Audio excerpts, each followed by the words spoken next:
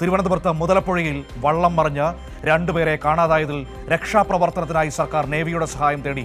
രക്ഷാപ്രവർത്തനം വൈകുന്നതിനാൽ നാട്ടുകാരും കാണാതായവരുടെ ബന്ധുക്കളും കോസ്റ്റൽ പോലീസ് സ്റ്റേഷനിൽ വലിയ പ്രതിഷേധമുയർത്തി. വള്ളത്തിൽ 4 പേരാണ് ഉണ്ടായിരുന്നതെന്നാണ് അറിയാൻ കഴിയുന്നത്. നൗഫലുണ്ട് തിരുവനന്തപുരത്ത് നിന്ന് വാർത്തയുടെ വിവരങ്ങൾ നൽകാൻ. നൗഫൽ, ആശങ്കപ്പെടുന്ന വാർത്തയാണ്. വള്ളം മറിഞ്ഞ് കാണാതായവർക്കുള്ള രക്ഷാപ്രവർത്തനം ഇപ്പോൾ എങ്ങനെയാണ് മുന്നോട്ട് പോകുന്നത്? നേവിയുടെ സഹായം ലഭ്യമായിട്ടുണ്ടോ? മനു, അതുതന്നെയാണ്. ഇന്നലെ അപകടത്തിൽപ്പെട്ട 4 പേരിൽ 2 പേരെ കാണാതായതിലെ തിരച്ചിൽ ഇപ്പോഴും തുടരുകയാണ്. ഇതിൽ ഗുരുതരമായ ഒരു അവസ്ഥയെന്ന് പറയുന്നത് രക്ഷാപ്രവർത്തനം വൈകി എന്നുള്ളത് തന്നെയാണ്. കുടുംബം വലിയ പ്രതിഷേധവുമായി കോസ്റ്റൽ പോലീസ് സ്റ്റേഷനിലേക്ക് വലിയ പ്രതിഷേധവുമായി ആ നാട്ടുകാർ തന്നെ എത്തുന്ന ഒരു സ്ഥിതിയുണ്ടായി.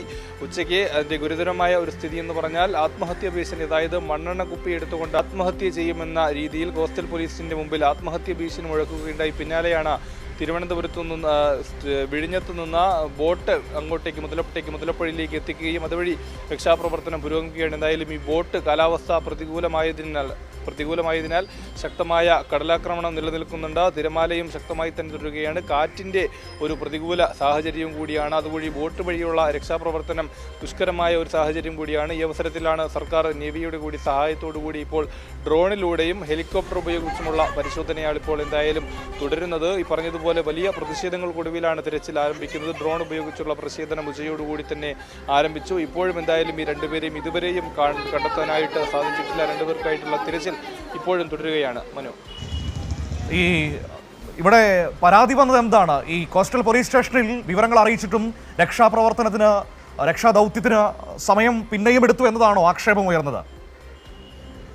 അതുതന്നെയാണ്. അതായത് ഇന്നലെ രാത്രിയാണ് ഈ പറയുന്ന അപകടം ഉണ്ടാകുന്നത്. ഇന്ന് ഉച്ചവരെയും ഇതിൻ്റെ രക്ഷാപ്രവർത്തനവുമായി ബന്ധപ്പെട്ട കാര്യങ്ങളിൽ ഒരു മുൻകരുതലുകൾ എടുക്കാൻ അല്ലെങ്കിൽ വേണ്ട നടപടികൾ എടുക്കാൻ ഈ പറയുന്ന അധികൃതർ തയ്യാറായിട്ടില്ല എന്നുള്ളതാണ്. അതായത് ഈ പറയുന്ന സർക്കാരിലൊന്നും ആരും അറിഞ്ഞില്ലേ? മന്ത്രിമാരൊന്നും ആരും അറിഞ്ഞിട്ടില്ല ഈ വിഷയം?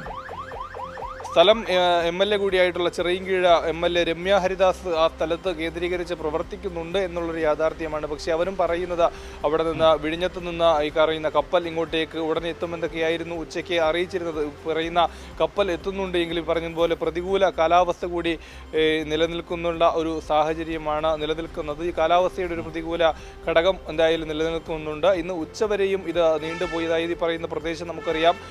സാധാരണയായി നിരന്തരമായി അപകടം ഉണ്ടാകുന്ന ഒരു സ്ഥലമാണ് ഈ പറയുന്ന മുതലപ്പുഴ. നമുക്കറിയാം എപ്പോഴും ഇത്തരത്തിൽ കടലാക്രമണത്തിൽ വള്ളങ്ങൾ മറിയുന്നതും നിരന്തരം മരണങ്ങൾ റിപ്പോർട്ട് ചെയ്യുകയും ചെയ്യുന്ന ഒരു സ്ഥലം കൂടിയാണ്. അപ്പോൾ വേണ്ട മുൻകരുതലുകൾ എടുക്കാൻ വേണ്ടി തയ്യാറായിട്ടില്ല. ഈ പറയുന്ന അധികൃതർ ഇന്ന് ഉച്ചയോടുകൂടി പറയുന്ന ആത്മഹത്യ ഭീഷണി ഒഴുക്കേണ്ട ഒരു സാഹചര്യം വരെ അവിടെ ഉണ്ടായി. അതിനുശേഷമാണ് ഈ പറയുന്ന ഡ്രോൺ ഉപയോഗിച്ചും ഹെലികോപ്റ്റർ ഉപയോഗിച്ചുമുള്ള തിരച്ചിൽ എന്തായാലും ആരംഭിച്ചത്. ഈ നിമിഷം വരെയും എന്തായാലും അവരെ കണ്ടെത്താൻ ആയിട്ടില്ല. ഈ തിരച്ചിൽ ഇപ്പോഴും തുടരുകയാണ്. നാട്ടുകാരും വലിയ പ്രതിഷേധം എന്തായാലും ചെറിയ രീതിയിൽ ഇപ്പോൾ പ്രതിഷേധത്തിന് ഒരു അയവ് വന്നിട്ടുണ്ടെങ്കിലും അവിടെ നാട്ടുകാരും ഈ പറയുന്ന ബന്ധുക്കൾ ഉൾപ്പെടെയുള്ളവർ കേന്ദ്രീകരിച്ച് ഇപ്പോഴും അവിടെ തന്നെ തുടരുന്ന ഒരു സാഹചര്യം കൂടിയാണ്. മനു.